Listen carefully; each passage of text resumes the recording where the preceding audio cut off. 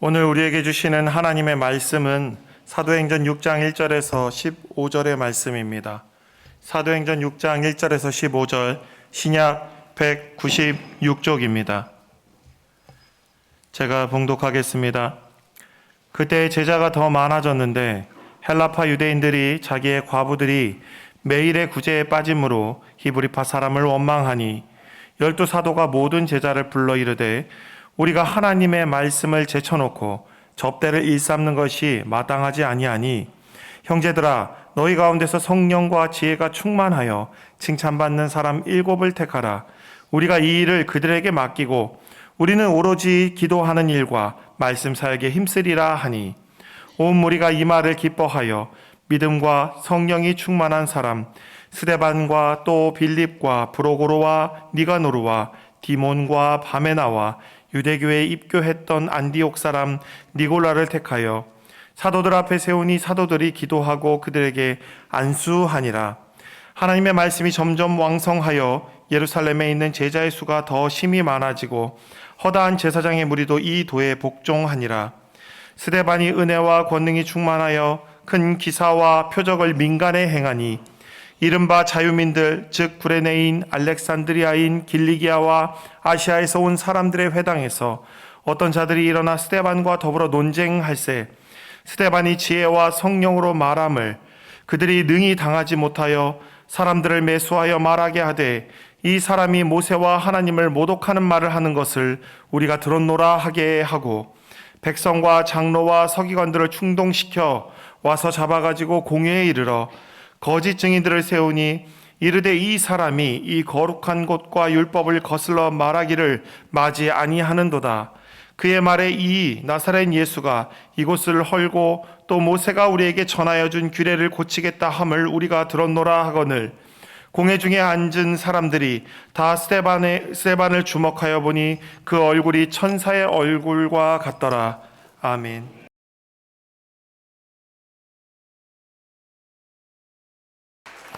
사랑하는 교우 여러분, 우리 인생에 가는 길 내에 날마다 천지를 지으신 하나님을 바라보고 또 주님을 의지하는 복된 성도가 되기를 간절히 축복합니다.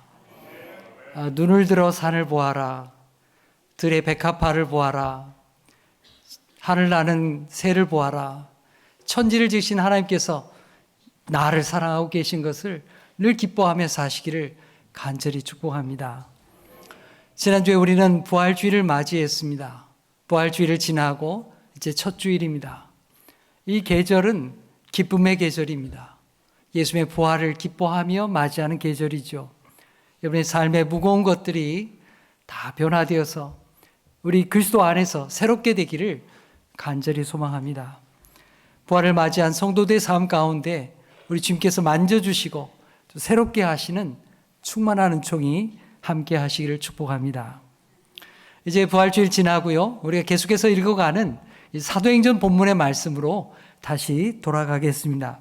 오늘 6장을 보게 되는데요. 1절 말씀을 보면 그때에 하는 말씀으로 시작이 되죠. 이 그때란 어느 때를 말하는 것일까요? 그건 우리가 지난번에 보았던 사도행전 5장의 말씀과 연결되어 있습니다. 유대교의 지도자들은 사도들을 잡아갔습니다. 산헤드린 공회를 열어서 이 사도들을 채찍질하고 그들 가두려고만 했습니다. 그러나 사도들을 가둘 수만 없었습니다. 그래서 그들은 위협하게 되었습니다. 예수의 이름으로 다시는 복음을 전하지 말라. 그렇게 위협하고 그들은 매를 때리고 석방하게 되었던 것입니다. 하지만 사도들은 거기에 주눅들지 아니하고 더욱 담대히 성전에 있을 때 성전 마당에 모여서 그들의 말씀을 나누고 또 집집이 돌아가면서 주의 말씀을 함께 보았습니다. 예수는 그리스도라고 그리스도에 대한 복음을 가르쳤던 것입니다. 그렇게 그 결과 예루살렘 교회는 점점 더 주님을 믿는 사람들이 늘어나게 되었습니다. 오늘 말씀을 보면 제자들이 늘어났다 이렇게 말씀하고 있는 것입니다. 바로 그런 상황 가운데 많은 성도들이 늘어나게 된 그런 상황 가운데 오늘 본문의 말씀에 어떤 사건이 일어나게 된 것입니다. 자, 1절 말씀 한번 읽어보겠습니다. 시작. 그때에 제자가 더 많아졌는데 헬라파 유대인들이 자기의 과부들이 매일의 구제에 빠짐으로 히브리파 사람을 원망하니. 예루살렘 교회 공동체는 예수 믿는 사람들이 급속히 늘어나게 되었어요. 여러분, 베드로가 설교했을 때 3,000명이 예수를 믿기로 했다. 또 초대교회가 복음을 전하니까 또 5,000명이 믿게 되었다. 얼마나 많은 사람들이 모였겠어요. 급속히 이렇게 사람들이 복음을 듣고 모여들게 되다 보니까 생각지도 못한 일이 생기게 되었던 것입니다. 이 갈등이 일어나고 또 원망하는 일이 벌어지게 된 것입니다. 1절 말씀을 보면 그들이 갈등하고 원망했던 근본적인 원인이 무엇이었는지 여기에 이야기하고 있습니다. 헬라파 유대인들이 자기에게 소속된 과부들이 구제받는 일에 빠지게 된 것, 누락된 것을 가지고 히브리파 사람들에게 원망하고 갈등이 시작이 되었던 것입니다.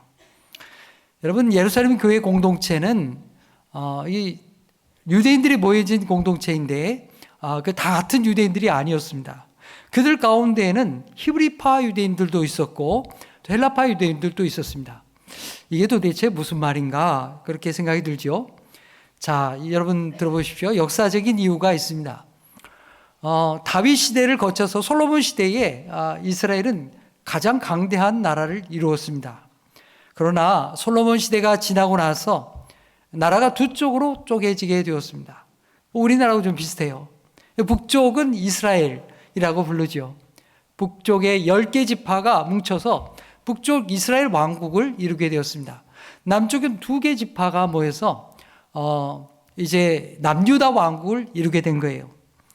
그러다가 북이스라엘 왕국은 주전 722년에 아시리아에게 멸망을 당하고 맙니다.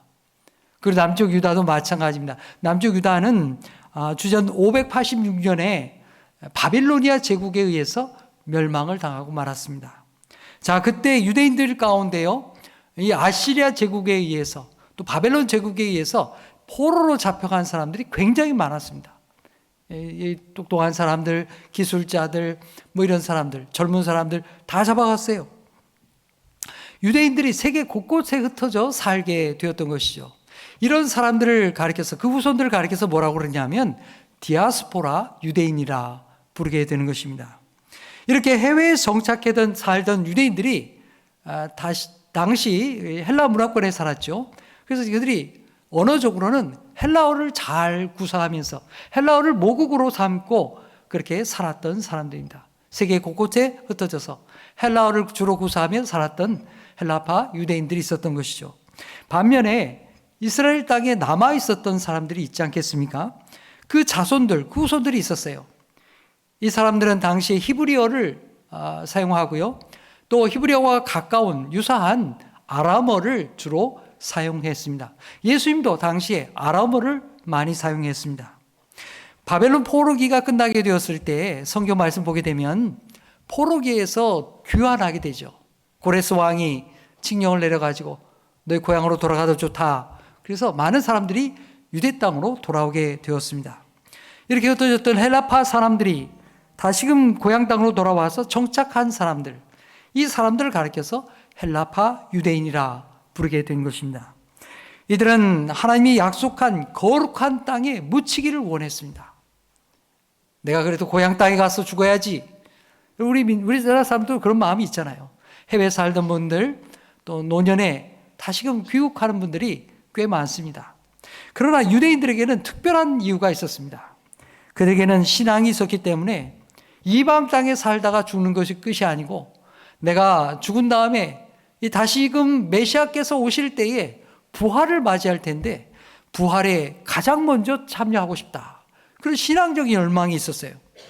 여러분, 오늘날에도 예루살렘, 이스라엘 땅에 가면요, 이 아브라함이 이삭을 바쳤던 그 성전산 주변에 묘지들이 있어요. 묘지. 근데요, 유대인들이 그 묘지에 묻히기를 원하는 거예요. 왜 그런가?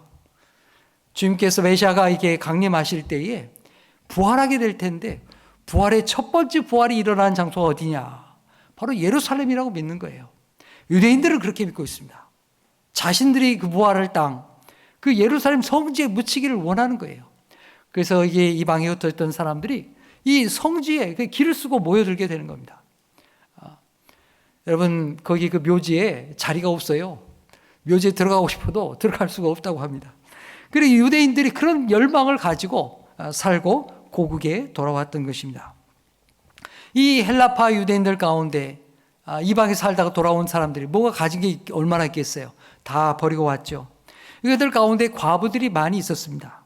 근데 이들이 유대교회에 소속되어 있을 때에는 그래도 유대교 안에서 돌봄을 받았습니다. 구제를 받았어요. 먹을 것을 공급을 받았습니다. 근데 이제 이 사람들이 예수님을 믿게 되니까 너희들 예수 믿어? 우리하고 상관없네. 너희들 나가. 이렇게 된 거예요. 구제를 받지 못한 거예요. 음식을 제공받지 못한 거예요. 유대교에서 배제되고 구제도 받을 수 없게 되었습니다. 이런 상황에서 예루살렘 교회는 어떻게 합니까? 예루살렘 교회는 자발적으로 헌금을 하게 되었죠. 그리고 자기의 소유를 팔아서 우리가 2장과 3장 이렇게 쭉 읽어오면서 그런 사건들을 보게 됐잖아요.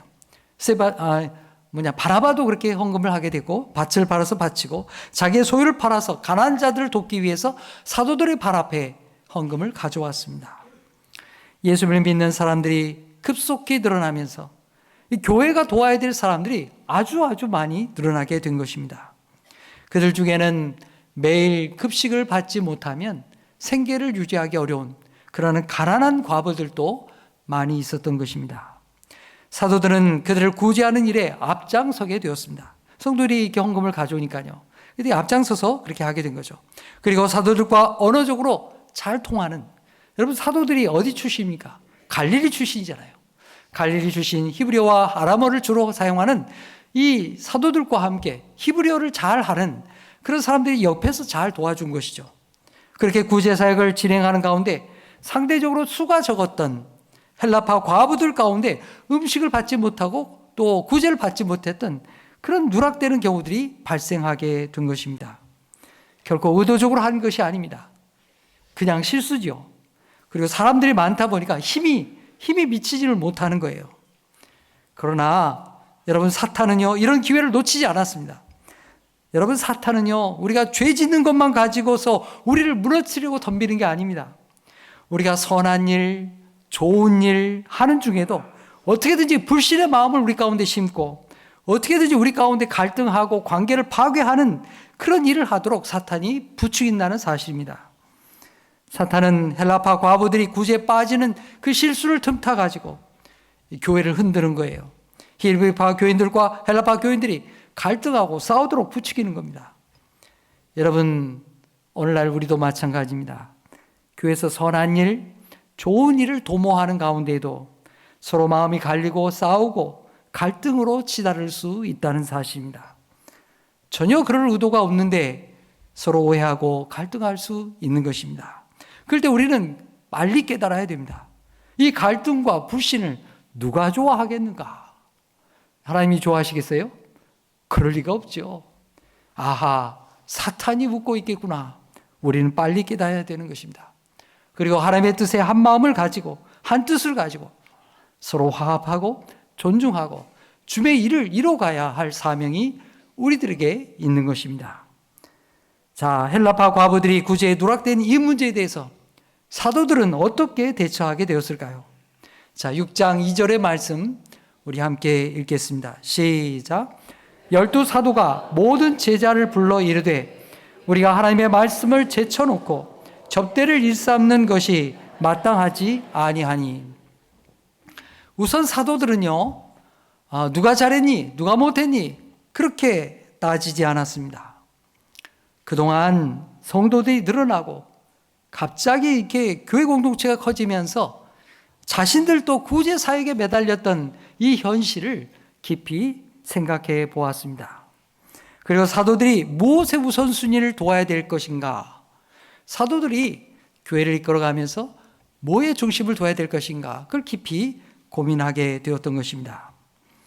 사도들은 자신들이 집중해야 될 것이 무엇인지 생각하고 깨달았습니다. 뭘 집중해야 될까요? 오늘 여기 말씀에는 그렇게 나오죠. 바로 말씀 사역과 기도하는 일에 그들이 집중하기를 원했던 것입니다. 자신들이 하나님의 말씀을 제쳐놓고 접대하는 일, 구제하는 일에 정신없이 몰두했구나. 그걸 반성적으로 생각하게 되었던 것입니다. 그리고 성도들 앞에서 새로운 방법을 제시하게 되었습니다. 이 사도들이 제시한 방법이 참 놀라운 것입니다. 6장 3절과 4절이 있는데요. 함께 읽겠습니다. 시작. 형제들아, 너희 가운데에서 성령과 지혜가 충만하여 칭찬받는 사람 7을 택하라. 우리가 이 일을 너희에게 맡기고 우리는 오로지 기도하는 일과 말씀 사역에 힘쓰리라 하니. 아멘. 그동안 사도들은 성도들의 헌금을 맡아가지고 구제하는 사역을 책임적으로 감당해 왔습니다. 물론 돕는 사람들도 있었지만 사도들이 직접적으로 나서서 이 구제 사역을 진행해 왔습니다. 하지만 이제는 구제 사역은 사역자들을 세워서 7명을 세우고서 그 일을 맡기겠다고 하는 것입니다. 구제하고 음식을 나누는 사역, 그는 7명을 뽑아서 거기에 맡기고 우리들은, 사도들은 말씀과 기도에 집중하겠노라고 그렇게 말하게 된 것입니다. 그래야 교회를, 주님의 교회를 말씀으로 이끌어갈 수 있기 때문입니다.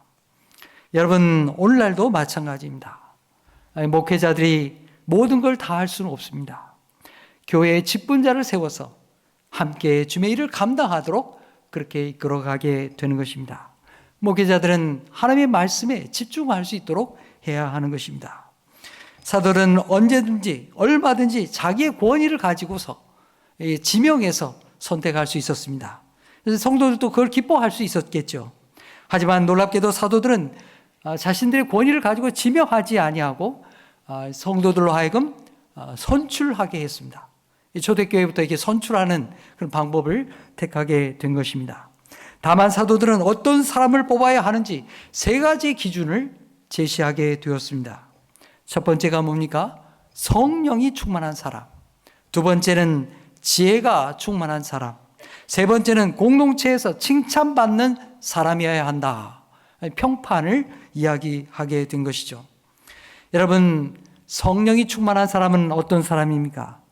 자기 자신보다도 하나님의 뜻을 더 귀하게 여기고 예수 그리스도의 뜻을 따라 힘써 순종하는 사람, 성령이 충만한 사람입니다. 그래서 주님의 복음을 전하고 교회 공동체가 하나 되게 하는 사람이 성령이 충만한 사람입니다. 여러분, 지혜가 충만한 사람은 어떤 사람입니까? 교회에서 일할 때에 지혜롭게 행하는 사람이죠. 교회 문제가 있을 때에 그 문제를 해결하기 위해서 대안을 제시하고 문제를 해결해 주는 그런 귀한 지혜가 있는 사람입니다. 그리고 칭찬받는 사람은 교회 안에 화합하게 하는 사람입니다. 하나 되게 하고 교회 공동체의 안팎으로 서로 인정받는 그런 평판이 좋은 그런 믿음의 사람, 그런 사람을 뽑으라고 말씀했던 것입니다. 이렇게 하나님과의 영적인 관계에 있어서, 그리고 개인적인 자질에 있어서, 그리고 공동체에서 인정을 받는 그런 믿음의 사람을 두루두루 살펴 뽑으라고 말씀하고 있는 것입니다. 성도들은 이 사도들의 말에 참 기뻐하며 화답하게 되었습니다. 그리고 7사람을 택하게 되었죠. 자, 5절과 6절의 말씀 읽겠습니다. 시작. 온 무리가 이 말을 기뻐하여 믿음과 성령이 충만한 사람 스데반과 또 빌립과 브로고로와 니가노르와 디몬과 바메나와 유대교에 입교했던 안디옥 사람 니골라를 택하여 사도들 앞에 세우니 사도들이 기도하고 그들에게 안수하니라. 아멘. 성도들이 7사람을 뽑게 되었는데 여기에는 놀라운 특징이 한 가지 있었습니다. 여러분, 이 사람들의 이름을 가만히 보십시오. 여기 이름들은 히브리식의 이름이 아닙니다. 다 헬라파의 사람들입니다. 사도들은 예루살렘 공동체 안에서 전체를 통해서 7사람을 뽑아보시오 그렇게 했는데 성도들이 뽑은 것은 어떤 사람들이었냐 하면 전부 7명 전부를 헬라파 공동체에서 뽑았습니다. 헬라파 제자들 가운데 뽑은 거예요. 히브리파 제자들 가운데도 적합한 사람들이 있었을 텐데 놀라운 일이죠. 왜 헬라파 가운데에서만 뽑았겠습니까? 사도들의 말을 잘 이해했기 때문입니다. 아, 사도들의 뜻이 뭐구나 그렇게 이해했어요. 히브리파 공동체 안에 사람들은 이미 잘 돕는 체계가 갖춰져 있었던 것입니다. 그러니까 아직 부족하고 헬라파에 부족한 사람들을 잘 세워줘야 되겠구나, 이런 마음이 성도들 전체에 있었다는 사실입니다. 얼마나 성숙한 사람들입니까? 그래서 그들은 이 7사람의 일꾼을 뽑게 되는데 전부 헬라파 사람들 가운데서만 뽑게 되었던 것입니다. 예루살렘 교회는 이렇게 아름답게 교회를 위한 일꾼을 뽑게 되었고, 사도들은 그들에게 기도하고 안수를 해서 그리고 주의 사명을 맡기게 된 것입니다. 여기 7명을 보통 우리는 오늘날 안수 집사의 시작으로 보게 됩니다만, 본문에는 어떠한 직분도 나와 있지 않습니다. 집사라는 표현 자체가 없어요. 직분을 주기 위해서 사람을 뽑은 게 아니기 때문입니다. 그저 주님의 일을 맡기기 위해서 이 7사람을 뽑았던 것입니다. 그러니까 직분도 명칭도 없이 주님의 일을 맡기기 위해서 사람을 뽑았다는 것입니다. 이 점에서 우리에게 상당히 신선한 이야기가 아니겠습니까? 여러분은 명칭도 없이 사람 뽑는다. 오늘 같으면 다 뭐라 그럴 거예요. 그러나 초대교회는 아무 문제가 되지 않았습니다. 직분을 원해서 뽑은 게 아니기 때문이었죠. 자, 7명 사람 중에 제일 먼저 이름이 나오는 사람이 누굽니까? 바로 스데반과 빌립입니다. 바로 이어서 이들의 행적이 성경에 기록이 나옵니다. 이들을 보면 단순히 교회 봉사하고 구제하는 일만 했던 사람들이 아니었습니다. 사도들과 똑같이 전도자로서 주의 사명을 증거하고 복음을 증거했던 그런 믿음의 사람들이었습니다. 이렇게 예루살렘 교회는 7사람의 일꾼을 세운 결과 7절과 같이 하나님의 말씀이 점점 왕성하게 되었고 제자의 수가 더 늘어나게 되는 복을 받게 되었습니다. 심지어 유대교회에서 제사장으로 일했던 사람들조차 예수님의 이름 앞에 돌아오게 되었습니다. 유대교회 제사장으로 일했던 사람들이 예수님의 앞에 왔다는 것, 얼마나 큰 은혜였겠습니까? 이렇게 예루살렘 교회는 사탄의 시험과 문제를 잘 해결하고 한 단계 더 성숙한 그런 신앙의 공동체로 성장하게 되었던 것입니다. 이제 예수님의 복음이 예루살렘을 넘어서, 예루살렘 그 도시를 넘어서 또 더 널리 증거되어야 될 그런 시점이 오게 되었던 것입니다. 예수님이 말씀하셨던 대로 성령이 임하시면 내가 권능을 받고 예루살렘과 온 유대와 사마리아와 땅끝까지 이르러 내 증이 되라고 하셨던 그 말씀이 이제 서서히 이루어지기 시작하는 것입니다. 이 일에 앞장선 사람이 바로 누구냐? 오늘 말씀에 나오는 스데반과 빌립이 그 사명에 앞장을 서게 된 것입니다. 8절 이하에는 예루살렘 교회에 뽑은 7사람 중에서 스데반의 활동을 이야기하기 시작합니다. 그에 대한 기록은 그가 얼마나 구제 사역을 잘했느냐 거기에 있지 않았습니다. 물론 그는 교회 안에서 구제 사역을 잘 감당했을 것입니다. 그러나 사역을 감당하는 것을 넘어서서 그가 얼마나 예수님의 삶을 닮아가는 그런 신앙의 사람이었는가, 그가 얼마나 복음을 증거하는 사람이었는가, 그가 얼마나 전도하는 사람이었는가, 거기에 초점을 맞춰서 성경을 기록하고 있다는 사실입니다. 스데반은 주님의 제자였고 복음의 전도자였습니다. 그는 헬라파 출신이었습니다. 그런데 언어적으로 헬라어를 잘하는 사람이었어요. 과거에 자신이 속해 있었던 헬라파 유대인의 회당에 가서, 자신도 옛날에 헬라파 유대인이었으니까요, 그 헬라파 유대인의 회당에 가서 예수의 복음을 증거하게 되었던 것입니다. 자, 6장 9절 함께 읽겠습니다. 시작. 이른바 자유민들, 즉 구레네인, 알렉산드리아인, 길리기아와 아시아에서 온 사람들의 회당에서 어떤 자들이 일어나 스데반과 더불어 논쟁할세. 여러분, 여기 말씀에 자유민이라는 표현이 나옵니다. 여러분, 자유민이란 어떤 사람들일까요? 한때 노예였다가 자유함을 얻었던 사람, 자유민이라고 불렀던 것입니다. 말하자면 타지에서 로마 제국에서 노예로, 아니 그 조상 때부터 바벨론 포로에 잡혀가 가지고 그들 노예로 살던 그 후손들을 가리켜 말하는 것입니다. 그런데 그 로마 제국 이 시대에 자유를 얻게 된 사람들, 그래서 다시금 예루살렘으로 돌아온 그런 사람들을 말하는 것입니다. 유대의 교포들이죠. 여기 지명들이 나오죠. 구레네라고 하는 곳, 이곳은 아프리카 북부의 도시를 말하는 것입니다. 또 알렉산드리아, 이 알렉산드리아는 이집트에 있는 고대 도시입니다. 그리고 길리기와 소아시아, 오늘날 튀르키예 땅을 말하는 것입니다. 그러니까 이렇게 각각의 지역에서부터 이렇게 자유민이 되어서 예루살렘 땅으로 돌아왔던 그런 사람들이 공동체를 이루고 유대 회당에 모였던 것입니다. 스데반은 바로 이 디아스포라 유대인의 회당에 가서 예수 그리스도의 복음을 증거했습니다. 예수님이 그리스도라고, 예수님이 구세주라고, 우리가 기다리던 그 메시아가 바로 예수님이라고 그렇게 증거했던 것입니다. 여러분, 해외에서 자리 잡고 살던 사람이 그거 다 버려두고 고향 땅에 돌아왔다면, 예루살렘에 돌아왔다면 그들에게 어떤 마음이 있었겠습니까? 아주 특별한 마음이 있었던 것이죠. 메시아가 오실 것을 고대하면서 그들이 얼마나 유대교에 열성적인 열망을 가졌던 사람이었겠습니까? 이들은 성전에서 바로 구원이 일어나고 이 예루살렘 땅에서부터 바로 부활의 사건이 일어날 것이라고 생각했던 바로 그런 성전주의자들이었습니다. 그런데 스데반이 찾아와가지고 예수님의 복음을 증거하는 것입니다. 이런 성전주의자들 앞에서 예수님이 그리스도라고, 예수님이 메시아라고 그렇게 복음을 전했던 것입니다. 예수님이 십자가에 죽으시고 부활하심을 통해서 우리가 믿고 있는 율법, 이 모세 율법을 완성해 주셨다는 것입니다. 다시 말하면 이 말은 무슨 말인가 하면 이제 더 이상 이 건물로서의 성전은 필요 없다는 거예요.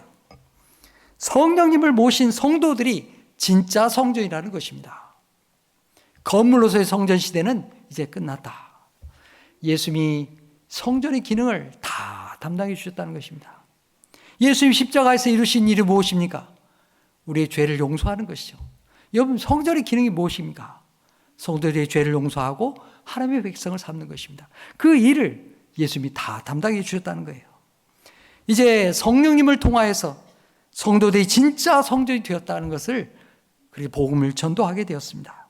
그 자리에서 스데반의 설교를 들었던 이 유대인들, 헬라파 유대인들, 성전주의자들 어떤 반응을 가졌을까요? 그 충격을 받았습니다. 유대교의 토대를 허무는 아주 이단이라고 생각하면서 아주 극렬하게 반대하게 되었던 것입니다. 9절 하반절에 보면 어떤 자들이 일어나서 스데반과 더불어서 논쟁하게 되었다고 그렇게 말합니다. 여러분, 이 논쟁이 상당 시간 동안 계속되었을 것입니다. 격렬하게 이루어졌을 것입니다. 그러나 10절에는 이렇게 말하고 있죠. 스데반이 죄와 성령으로 말함을 그들이 능히 당하지 못하여. 스데반이 죄와 성령으로 말하는 것을 그들이 여러 사람이 논쟁했지만은 당해낼 수가 없었다는 사실입니다. 스데반은 전에 자신이 헬라파 유대인이었어요. 그러다가 예수를 믿고 구원받은 사람이 되었습니다. 그러니까 이 사람들의 문제가 뭔지를 잘 알고 있어요. 논리적으로 이렇게 반박을 하고 대답을 하니까 이 헬라파 유대인 공동체에 있던 사람들이 잘 대답을 하지 못하는 거예요. 논리적으로 이길 수가 없어요. 그러니까 여러분, 이 사람들이 얼마나 화가 나겠습니까? 그들이 어떻게 했을까요? 예수님을 십자가에 못 박았던 때에 동원했던 방법과 똑같은 방법을 동원하게 됩니다. 그게 뭡니까? 바로 거짓 증인들을 내세우는 거예요. 거짓 증인들을 내세워요. 모세와 하나님을 이 사람이 모독하고 있다고 거짓말 증인들을 내세웠던 것입니다. 십자가에 죽은 예수가 살아났고 예수가 하나님의 아들 그리스도라고 이 사람이 거짓말한다는 것입니다. 그리고 모세의 율법을 파괴하고 하나님을 모독하는 일을 이 스데반이 지금 하고 있다고, 이런 죄를 지은 사람은 그냥 내버려둬서는 안 된다, 이렇게 고발하게 되었던 것입니다.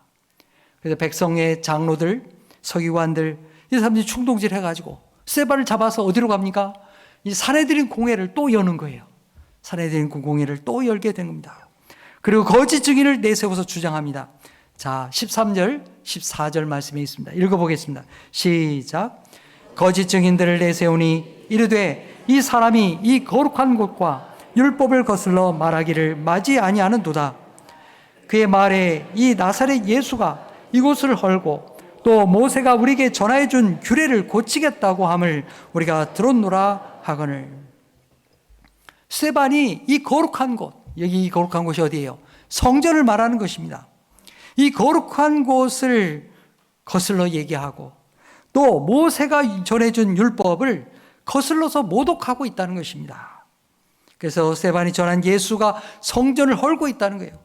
그리고 모세가 전해준 율법을 뜯어 고치겠다고 말하고 있다는 것입니다. 자, 여러분, 이런 거짓 증언이 어디에서부터 비롯해서 나오게 되었을까요?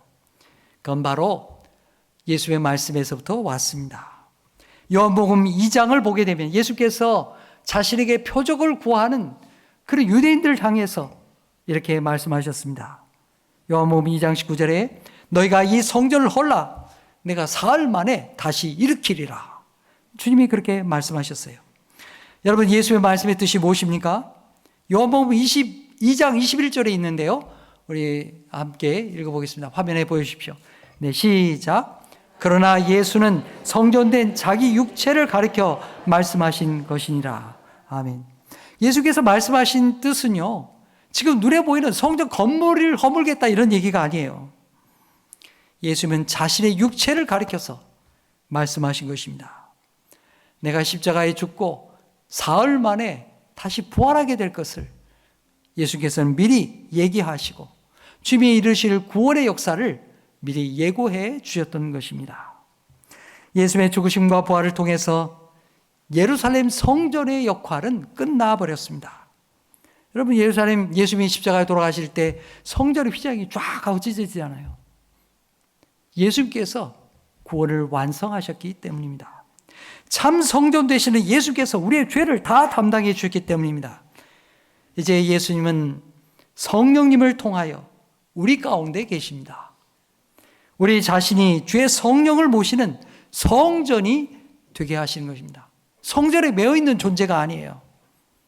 여러분, 오늘날 우리가 하나님 앞에 나와서 예배하는 이것을 우리가 구약의 말씀을 읽어가고 봉독하고 그러면서 성전 이렇게 부르게 될 때도 있습니다만은, 그러나 우리는 이것을 성전이라고 말하지 않습니다. 오늘날 모이는 이 공간은 예배당이에요. 주님을 예배하는 예배당입니다. 참된 성전은 무엇입니까? 하나님의 영을 모신 성도들 자신이, 교회 공동체가 하나님 앞에 성전이 되는 줄 믿습니다. 이걸 지금 얘기하는 거예요. 근데 지금 유대인들은 화가 머리끝까지 솟았습니다. 성전을 모독한다. 건물로서의 성전을 없이 여긴다. 이렇게 덤비게 되었던 것입니다. 자, 오늘 마지막 절 15절에 사내들인 공회 앞에 섰던 스데반의 이 담대한 얼굴을 모습을 우리에게 증언하고 있습니다. 자, 우리 함께 읽어보겠습니다. 시작. 공회 중에 앉은 사람들이 다 스데반을 주목하여 보니 그 얼굴이 천사의 얼굴과 같더라. 아멘. 사람들은 사내들인 공회 앞에 스데반을 보면서 무슨 생각을 했겠습니까? 스데반이 두려움에 떨기를 바랬습니다. 스데반이 가졌던 신앙을 포기하기를 바랬어요. 하지만 스데반은 그러지 않았습니다. 전혀 주눅들지 않았습니다. 굽히지 않았습니다. 오히려 그들 앞에서 예수 그리스도의 복음을 담대하게 증거했습니다. 그리고 그의 얼굴이 마치 천사의 얼굴과 같이 그렇게 환하게 빛나게 되었습니다.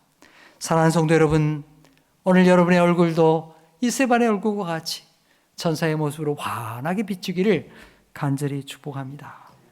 이제 말씀을 맺겠습니다. 성도 여러분, 예루살렘 교회를 보면서 우리가 구제하고 좋은 일을 하고 선한 일을 할 때에도 사탄의 시험이 우리 가운데 있을 수 있다는 것을 우리는 알아야 됩니다. 초대교회에 있었던 그 갈등이 우리 가운데 있을 수 있다는 것을 우리는 잊지 말아야 됩니다.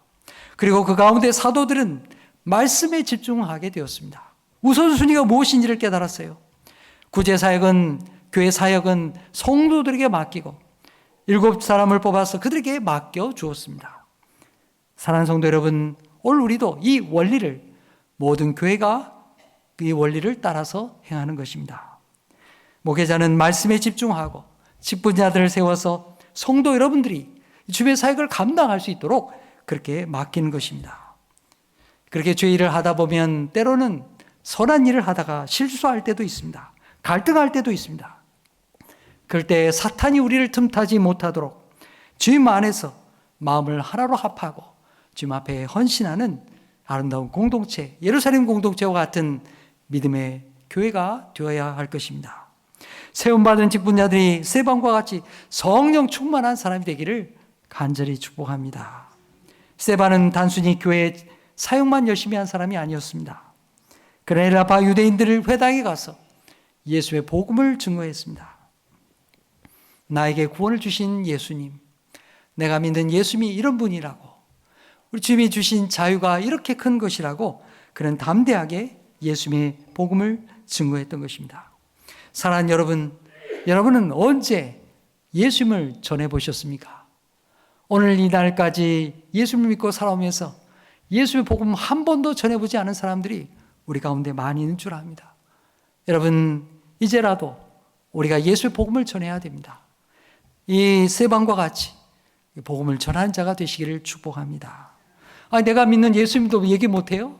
내가 믿고 내가 의지하는 주님을 얘기할 수 있는, 전도할 수 있는 여러분 되시기를 축복합니다. 오늘 우리도 세방과 같이 주의 일을 감당할 뿐만 아니라 복음을 증거하는 가운데 해와 같이 빛나는 얼굴로 우리 이웃과 우리 가정에 주의 복음을 증거하는 아름다운 믿음의 사람 되기를 간절히 축복합니다. 기도하겠습니다. 하나님 아버지, 우리에게 여러 가지 직분과 역할을 주셔서 주님의 몸된 교회를 섬기게 하시니 감사합니다. 주님, 우리가 주님의 일을 감당할 때에 때로는 실수하기도 하고 또 저희가 바라는 결과가 나오지 않을 때도 있습니다. 그럴 때 서로를 탓하고 원망하는 것이 아니라 서로를 신뢰하고 또 인정하며 또 주님께로 마음을 향하는 성숙한 교회가 되게 하여 주시옵소서. 사탄이 우리를 흔들어 놓지 못하게 하여 주시옵소서. 주님, 예루살렘 교회에 세움받았던 스데반을 생각해 보았습니다. 그런 주님의 영으로 충만한 사람이었고 일에 있어서도 지혜로운 사람이었습니다. 주님, 우리에게 스데반과 같이 성령과 지혜가 충만한 사람 되게 하여 주시옵소서. 스데반은 교회에서 봉사하는 일을 그친 것이 아니라 헬라파 유대인들에게 가서 예수 그리스도의 복음을, 내가 믿는 주님을 증거했습니다. 주님, 우리도 스데반과 같이 나를 구원하신 예수님의 복음을 전하게 하여 주시옵소서. 사람들이 우리를 볼 때에 천사와 같이 빛난 얼굴을 보게 하시고 나를 통하여 예수님의 얼굴을 보게 하여 주시옵소서.